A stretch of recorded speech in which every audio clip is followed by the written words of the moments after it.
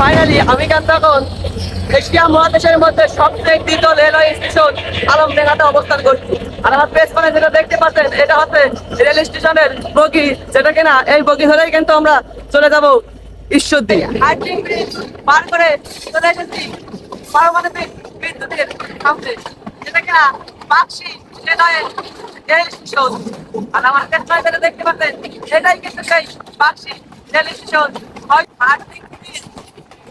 পারমাণবিক বিদ্যুৎ কেন্দ্র পার করতে আমাদের মোট 4 মিনিট 45 সেকেন্ড লেগে গেছে। এটা কিনা একটা বিরল এত পরিমাণে ভালো ভাই। ফাইনালি ট্রেন থেকে নামার পর আমি ঈশ্বরদী রেল স্টেশনে অবস্থান করছি। Hello WhatsApp guys, I come back to আসমা ওলি ওয়ার another vlog video right now. আমি এখন অবস্থান করছি দর্শনাতে, যেটা কিনা বাংলাদেশের সর্বপ্রথম রেল স্টেশন স্থাপন করা হয় এই দর্শনাতে। এই দর্শনা রেল স্টেশন স্থাপন করা হয় 1862 সালে। আজ থেকে 100 বছরও আগে এই রেল স্টেশন স্থাপন করা হয়। আর ঠিক আমি এই স্টেশন থেকে যাব ঈশ্বরদী, যেটা কিনা আপনাদের সাথে আজকে আমি সম্পূর্ণ শেয়ার করব। আর এই দর্শনা থেকে ঈশ্বরদী পর্যন্ত যেতে আমাকে 150 টাকা ভাড়া কাটছে, যা এন্টার সিট আমি পাই নাই বা বসে যেতে হবে এমন কোনো প্রবলেম আমার নাই, আমাকে দাঁড়িয়ে যেতে হবে কারণ আমি সিট পাইনি। আর একটা কথা মনে রাখবে, এই দর্শনা স্টেশন বাংলাদেশের প্রথম রেল স্টেশন। এটা কিন্তু বাংলাদেশে সর্বপ্রথম রেল স্টেশন তৈরি হয়। এর একটা স্টেশনটা এতটা উন্নত নয়। এটা বাংলাদেশের সর্বপ্রথম রেল স্টেশন যে একটা উন্নত হবে বা একটা ভিআইপি স্টেশন তৈরি হবে এমনটা কিছু নয়। এটা একটা সিম্পল স্টেশন করে দিয়েছে। যাই হোক, আজকের এই ভিডিওটা অনেক ইন্টারেস্ট হতে চলছে। আর আজকের এই ভিডিওটা আপনারা অবশ্যই শেয়ার দিয়ে দেখার অনুরোধ রইল, কারণ এখান থেকে আমি দর্শনা থেকে ঈশ্বরদী পর্যন্ত যাব। কত টাকা ভাড়া হয়েছে? 150 টাকা। আর ওখানে গিয়ে কী কী হচ্ছে আর ট্রেনের ভিতরে কী কী হবে সম্পূর্ণ ডিটেলস আপনাদের সাথে শেয়ার করবো। তো ফাইনালি ট্রেনটি অবশেষে 30 মিনিট অপেক্ষা করার পর দর্শনা হল্টে প্রবেশ করলো। আর এই ট্রেনটি মূলত ছেড়ে আসছে বাংলাদেশের শেষ প্রান্তে খুলনা রেল স্টেশন থেকে 9টার সময়, যেটা কিনা আসতে 2.5 ঘন্টা সময় নিয়ে গেছে এই দর্শনাতে। আর আমরা এখন ঠিক এই দর্শনা থেকে চলে যাব ঈশ্বরদী জংশন, যেটা কিনা বাংলাদেশের অন্যতম একটা ব্যস্ত রেল স্টেশন। 11টা 35 মিনিটে দর্শনা হল থেকে ট্রেনটা ছাড়ার পর চুয়াডাঙ্গার উদ্দেশ্যে দেখতে দেখতে প্রাকৃতিক সৌন্দর্য দেখতে দেখতে আমরা চলে আসলাম চুয়াডাঙ্গা, যেটা কিনা বাংলাদেশের মধ্যে অন্যতম একটা রেল স্টেশন এই চুয়াডাঙ্গা রেল স্টেশন। আর এই চুয়াডাঙ্গা রেল স্টেশন থেকেই আমাদের গন্তব্য আলমডাঙ্গা রেল স্টেশন। তো ফাইনালি এখন কিন্তু আমরা চুয়াডাঙ্গা রেল স্টেশন ছেড়ে বিদায় জেনে আলমডাঙ্গা দিকে রওনা দিই, যেটা কিনা এশিয়া মহাদেশের মধ্যে Tetal rail station Alamdanga rail station. আর এখন আমরা ঠিক সেই তেতাল রেল স্টেশনের দিকে রওনা দেব।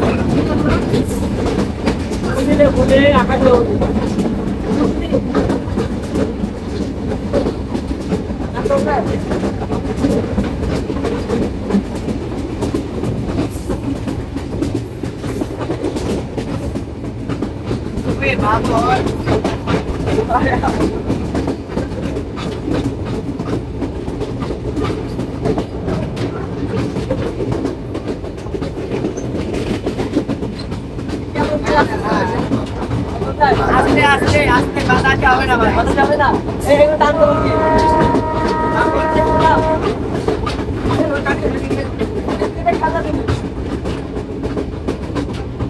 আরে এই গুলো কেটে দাও বাইনা দিয়া মাটি কাটিয়া।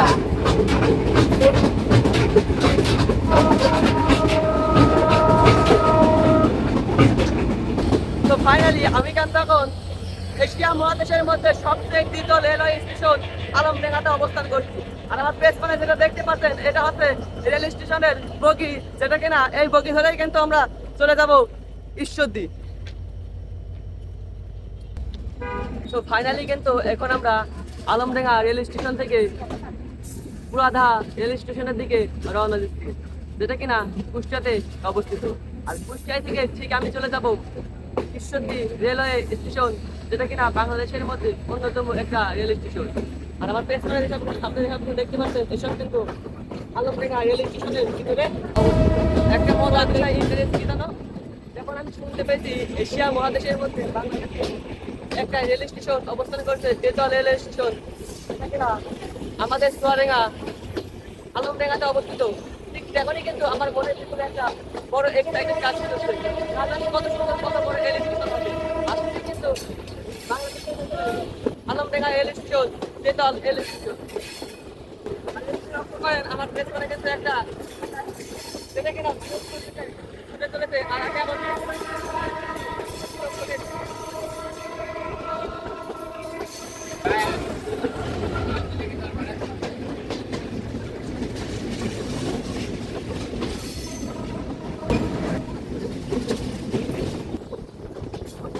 আমার সামনে দিয়ে কিন্তু একটা ট্রেন ক্লাস করে চলে গেছে।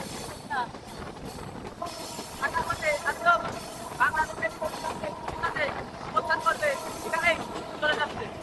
দুরন্ত বেগে ট্রেনটি ছুটে বাইর হওয়ার পরপরই আমরা অবস্থান করলাম আলমডাঙ্গা নাল ব্রিজের ওপরে, যেটা কিনা সারা বাংলাদেশের মানুষ চেনে এই আলমডাঙ্গা নাল ব্রিজকে। আর আলমডাঙ্গা নাল ব্রিজ পার করে আমরা চলে আসলাম পুরাদাহা জংশনে, যেটা জংশনটা কিনা কুষ্টিয়াতে অবস্থিত। সো ফাইনালি এখন কিন্তু আমরা পুরাদাহা জংশনে অবস্থান করছি, যেটা ছিলাম এতক্ষণ আমরা আলমডাঙ্গা রেল স্টেশন, আর এখন আমরা পুরাদাহা জংশন স্টেশন। এই পুরাদাহায় একটা ফেমাস একটা বাণিজ্য আছে, যেটা হচ্ছে কাপড়ের বাণিজ্য। পুরাদায় নাকি প্রচুর পরিমাণে কাপড় বিক্রি করে থাকে, যেটা সারা বাংলাদেশের লোক এই পুরাদাহা জংশনে কাপড় সংগ্রহ করতে থাকে। এ নিয়েও একটা আপনাদের সাথে ভিডিও শেয়ার করব। পরবর্তী ভিডিওতে আসবে পুরাদাহা জংশন থেকে কত টাকায় কেমন করে কাপড় সংগ্রহ করতে যাবেন। আজকে জি জি জি। আর পুরাদায় থেকে এখন যাবো আমরা কুষ্টিয়ার দিকে অগ্রসর হব। ফাইনালি আমরা পুরাদাহা জংশন থেকে কুষ্টিয়ার দিকে রওনা দিচ্ছি। আমি আপনাদের সাথে স্টেশনে ভিডিও করতে পারিনি, কারণ টিকিট ছিল এখানে। টিটি আমাকে বলছে, ভাই আপনি এখানে ভিডিও করেন না, কারণ আগে আপনি অনেক টিকিটের শিকার হতে পারি।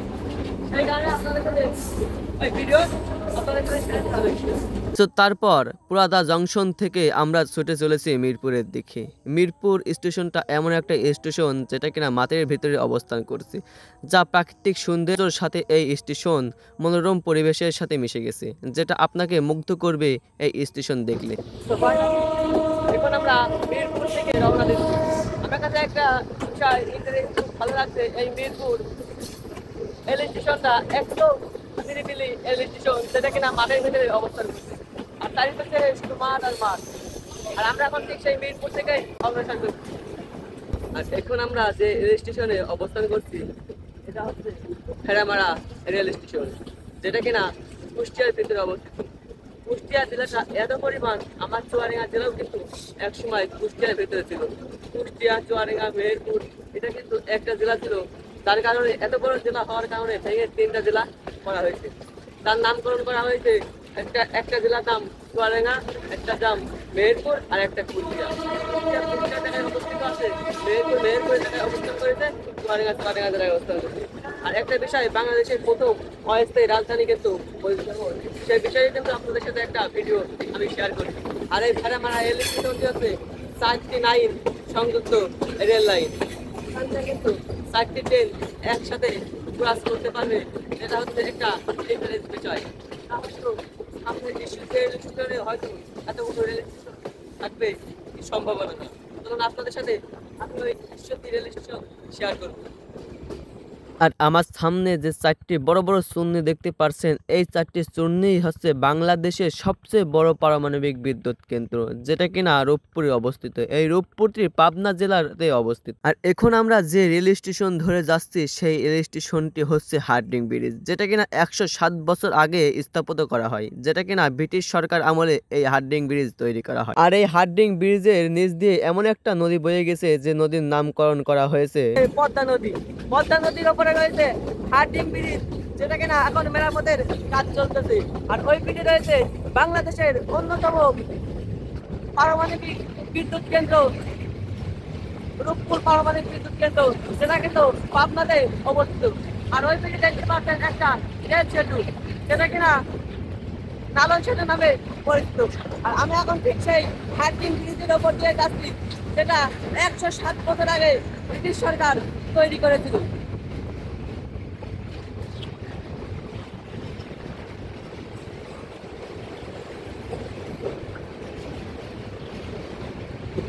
আর এই ব্রিজটি পার হতে হার্ডিং ব্রিজ পার হতে আপনাকে 2.5 মিনিট সময় লাগবে। এবং দেখতে পাচ্ছেন কর্মীরা তারা কিন্তু রেল স্টেশনটা মেরামত করার জন্য ব্যস্ত হয়ে আছে। বাংলাদেশের সবচেয়ে সুন্দরতম স্থান যদি আপনারা উপভোগ করতে চান তাহলে কিন্তু আপনাদের এই পাবনাতে অবশ্যই আসতে হবে, কারণ এখানে একসাথে তিনটি বাণিজ্য স্থান তৈরি আছে, যেটা রূপপুর পারমাণবিক কেন্দ্র এবং লালন সেতু এবং হার্ডিং ব্রিজ। এই তিনটি প্রোডাক্ট যদি আপনাদের দেখতে হয় অবশ্যই কিন্তু আপনারা এই পাবনাতে অবস্থান করতে হবে।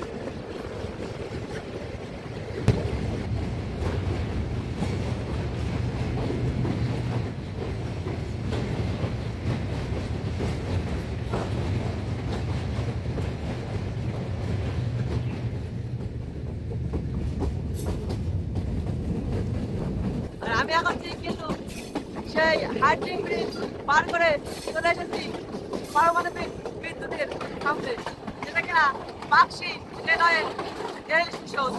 আর আমার পেছনে দেখতে পাচ্ছেন এটাই কিন্তু সেই পাকশি রেল স্টেশন। হয়তো এখানে ট্রেন দাঁড়াতেও পারে।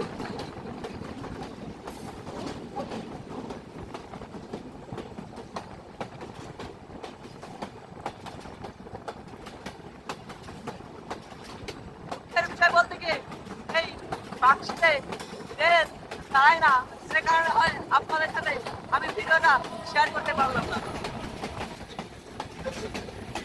আর সামনে তো সব দেখতে পাচ্ছেন এটাই কিন্তু সেই পারমাণবিক বিদ্যুৎ কেন্দ্রের একটা মাঠ। এত পরিমাণে ধুলো উঠছে এই হার্ডিং ব্রিজের উপরে থেকে স্থান পরিবর্তন করার পর। হার্ডিং ব্রিজ আর পারমাণবিক বিদ্যুৎ কেন্দ্র পার করতে আমাদের মোট 4 মিনিট 45 সেকেন্ড লেগে গেছে। এটা কিনা একটা বিরল স্থান। এত পরিমাণে ধুলো ভাই রে ভাই।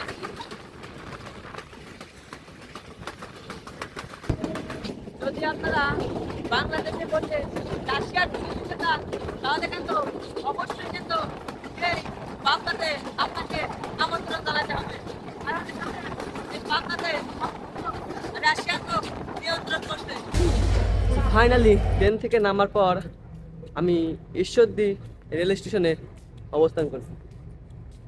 আর আমার পেছনে যে ট্রেনগুলো দেখতে পাচ্ছেন এগুলো কিন্তু চলে যাবে আপনার চুয়াডাঙ্গা হয়ে দর্শনা হয়ে একদম খুলনার শেষ প্রান্তে বা ইন্ডিয়াতে যেতে পারে এই মালবাহী ট্রেনগুলো।